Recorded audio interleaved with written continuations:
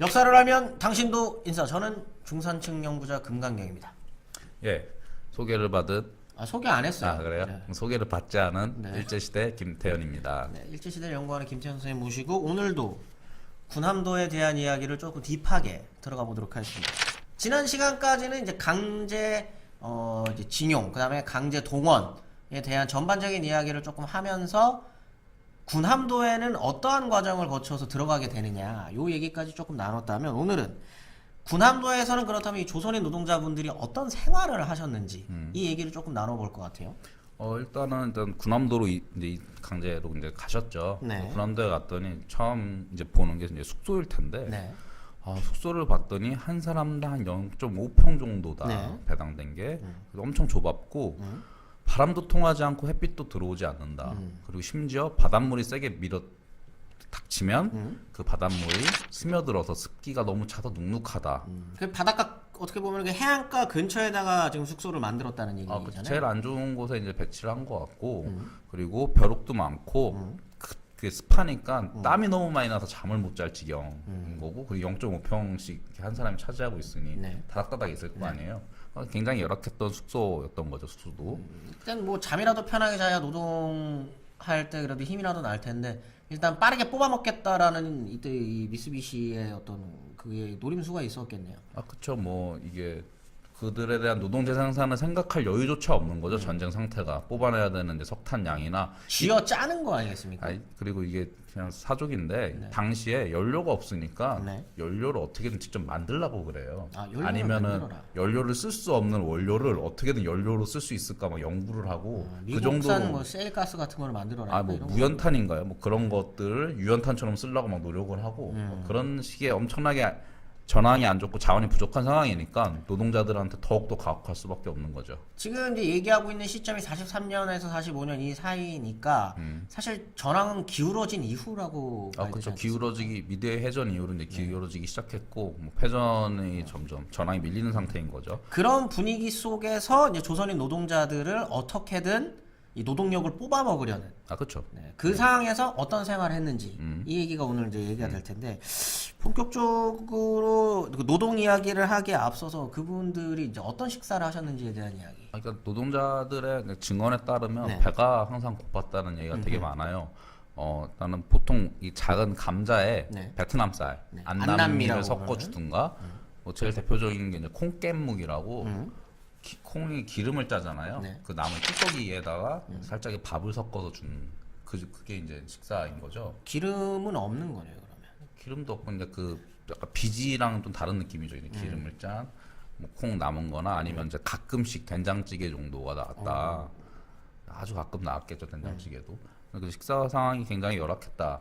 근데 이게 10시간이 넘는 곳에서 노동을 하는 사람한테 이걸 주는 거는 거의 뭐 안 준 거나 마찬가지죠. 그냥 딱 생명을 부지할 수 있을 그렇죠. 만큼의 이제 식사를 제공한 거고.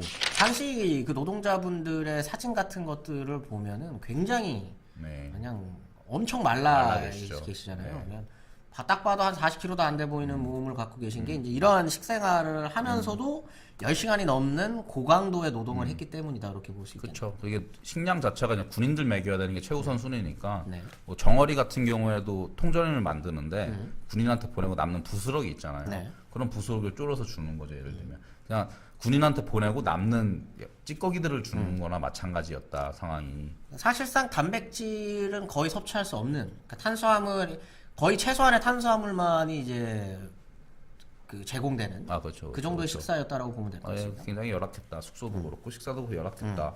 그러면은 뭐 이런 상황에서 대체 어떤 노동을 했을까라는 게 이제 얘기가 나와야 될 것 같아요. 노동 현장에 대한 이야기를 좀 해주시죠. 네. 일단은 갱도고 이제 막장이라고 소위 부르는 네. 곳이잖아요. 탄광 안에 이제 그렇죠. 갱. 해저 탄광이니까 네.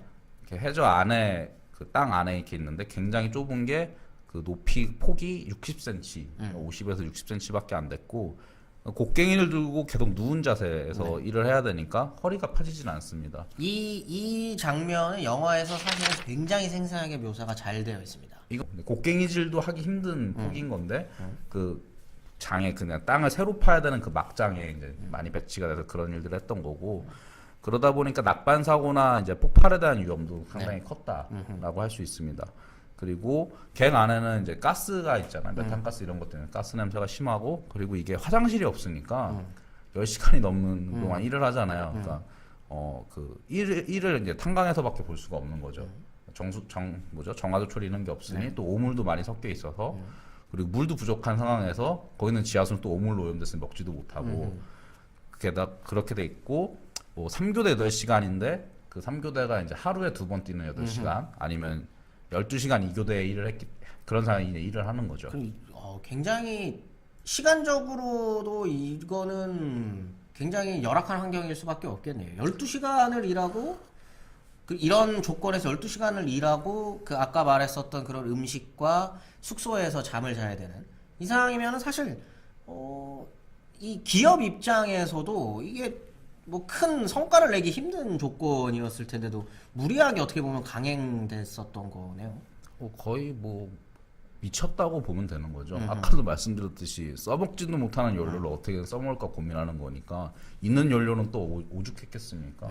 사람을 동원해서 켤 수밖에 없는 거였고, 그러다 보니까 이제 졸음이 쏟아져서 다치는 경우도 발생하고, 그 소위 2주에 한 번씩은 대방출의 날이 있었다 그래요. 휴가 정도는 이제 주는 겁니까? 아니요, 석탄을 대방출하는. 석탄을 대방출한다. 석탄을 대방출하는. 노동자들을 이렇게 방출해가지고 이렇게 휴가를 주는 게 아니라. 네. 근데 이제 그 초과 노동은 이제 당연히 그날 해야 됐고, 네. 아까 뭐 휴가 얘기하셨는데, 네.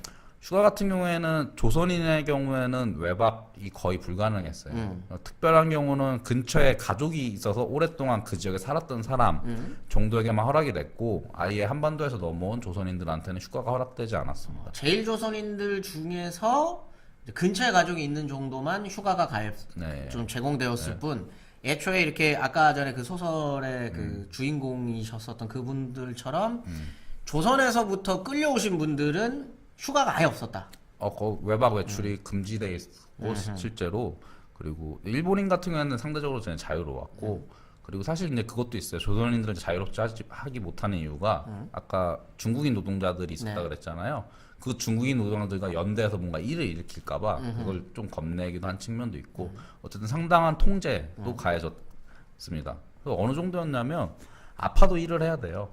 예를 들면 감기는 병으로도 쳐주지 않습니다. 그리고 아파서 병원에 가도 병원에서 진단서를 떼어주지 않고, 아니면 떼어주더라도 그냥 방치. 그리고 좀 쉬고 싶다 그러면 더 때립니다. 열심히 일하라고.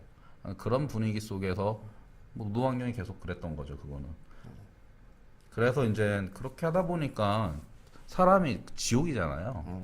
탈출 시도들이 좀 있어요. 그럴 것 같아요. 여기 이 정도의 노동 환경과 이게 기본적인 의식주 생활이 안 되고 있는 상황인데 여기서 내가 여기서 죽느니 나가다가 죽겠다 이런 판단을 하시는 분들이 있을 거거든요, 분명.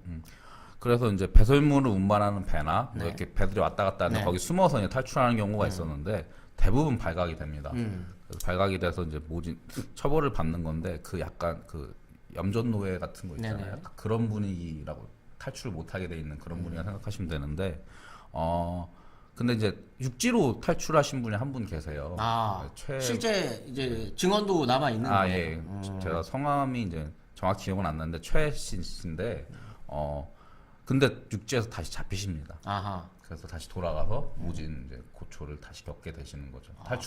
탈출하고 나서도 육지까지 쫓아가지고 잡아갈 정도로 어떻게 보면 반대로 생각해 보면 그만큼 이 군함도 안에서의 노동력 자체도 부족했었던 실정이었다 이렇게 볼 수 있겠네요. 그렇죠. 사실은 노동 부족이라는 게 문제가 뭐냐면 한반도 내에는 바깥으로 100만 명의 사람들이 빠져나갔잖아요. 근데 한반도 내에도 공장이 있잖아요. 여기도 노동력 부족이 시달려. 그렇겠죠. 그런 노동력 부족은 계속 있었고, 노동력 부족뿐만 아니라 이거는 그야말로 전쟁의 어떤 광기를 그대로 보여주는 것 중에 하나인 거죠, 이게. 어떻게 보면 총력전 체제라고 이제 저희가 보통 많이 부르는 시기가 이 시점일 텐데, 그냥 마른 걸레를 쥐어짜듯이 있는 거 없는 거를 다 쥐어짜는 시점이었기 때문에 군함도도 다른 지역과 크게 다르지 않은, 오히려 이제 군함도가 좀 주목이 되는 이유는 여기가 섬이라고 하는 특수성들 때문에 여기가 이제 또 도망가거나 이러기도 훨씬 더 힘들고 그러다 보니까 좀 주목이 되는 건데, 결국은 이렇게 식민지 조선뿐만 아니라 일제 식민지가 널리 퍼져 있었던 모든 공간에서 이러한 쥐어짜기의 노동, 계속적으로 일어나고 있었던 상황이다. 이렇게 볼 수 있겠죠. 그렇죠. 근데 이제 군함도 같은 경우는 해저 탄광이고 네. 훨씬 더 힘든 조건이 있었고 뭐 그랬던 거고 일단은 이 동원 문제는 지금 이제 아주 예시를 이제 들어서 이렇게 심했다고 얘기하는 건데 사실은 이게 노동이 가서 심했냐 안 심했냐도 중요하지만 한편으로는 왜 이런 구조가 만들어졌냐 왜 식민지를 이렇게 아까 말씀하신 뭐 총력전이나 촌동을 할 수밖에 없는 게 만들어졌고 왜 조선인들이 그렇게 많은 피해를 받아야 됐냐라는 거는 앞으로 한일 관계 속에서 다시 얘기해야 될 문제인 거고 일단 저기서 제가 이제 좀 정리하면서 이제 말씀을 드리고 싶은 거는 네. 일본인들도 많이 끌려갔어요. 군함도는 물론 조선인보다 좀 덜 힘든 곳에 있었다고 하는데 일본인 사망자들의 특징을 보면 자살이 많습니다. 아하.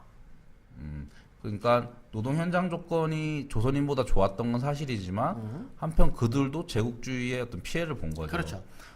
그래서 어쨌든 조선인에 비해 상대적으로 좋았던 거지 절대적으로 좋았던 것은 아니다. 천황제 그 총력전 체제 이거는 식민지 조선에만 해당되는 게 아니라 일제 본국 내지에서도 해당되는 거였기 때문에 일본인들도 이 시기는 이제 쥐어 짜듯이 다 이제 쪼여 있는 그런 상태 아니겠습니까? 근데 이제 법적 제도나 이후에 해방 후의 언어법이랄까 어떤 대우라는 거는 분명히 어쨌든 보상을 받지만 조선인들은 보상을 못 받죠. 근데 이 문제는 이제 따로 얘기를 해야 되는 부분이고 그리고 아까 제가 여기가 나가사키라 그랬잖아요. 네. 이거 원폭 지역입니다. 그렇죠. 예. 그 원폭 피해 문제까지 같이 결부가 돼 있어서 이 문제는 저희가 뭐 사실은 그 군함도를 만들었던 영화 유승환 감독의 인터뷰 중에 그런 말을 했더라고요. 나는 이분법적으로 보지는 않겠다 영화 속에서. 그래서 뭐 여러 가지 뭐 조선인들의 좀 친일적인 모습 이런 걸 좀 잠시 둔 걸로 아는데 좀 그런 것들 그러니까 현실적으로 이런 것들을 어떻게 봐야 될까? 뭐 제가 이걸로 판단 내릴 수는 없습니다. 그러나 딱 뭔가 민족으로 나눠서 보고 일본 놈들은 무조건 나쁜 거라고 보긴 힘들지만 여기서 중요한 거는 아까도 말씀드렸듯이 해방 후에 일본 사람들은 자신들의 국가에 의해서 보상과 배상과 어느 정도 처리 문제를 거쳤지만 한국은 그런 거에서 배제되었고 당사자들이 되게 많이 배제되었다. 이 문제를 좀 해결할 필요가 있고 최근에 이제 강제징용 판결도 나왔는데 네. 뭐 사실은 일본이 전향적인 태도를 보일 거란 생각은 안 해요. 좀 그런 측면에 있어서 우리가 다시 어떻게 생각해야 될까라는 걸 좀 하고 다음 방송부터는 제가 좀 가벼운 얘기를 들고 오도록 하겠습니다.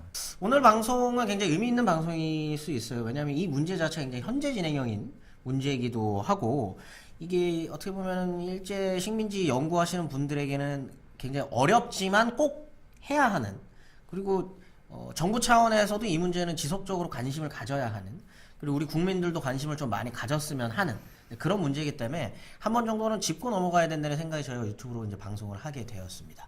좀 무거우셨다면은 좀 죄송하지만 그래도 두 번, 세 번씩 한번 들어주세요. 그러다 보면 또 이런 게 또 역사의 재미가 아닐까 이런 거를 또 느끼실 수도 있을 것 같습니다. 오늘 방송 이렇게 마무리하도록 하겠습니다. 다음은 좀 더 재밌는 주제로 찾아오도록 하겠습니다. 저는 중산층 용자 금강경이었습니다. 감사합니다. 감사합니다. 좋아요, 구독하기 눌러주시면 땡큐.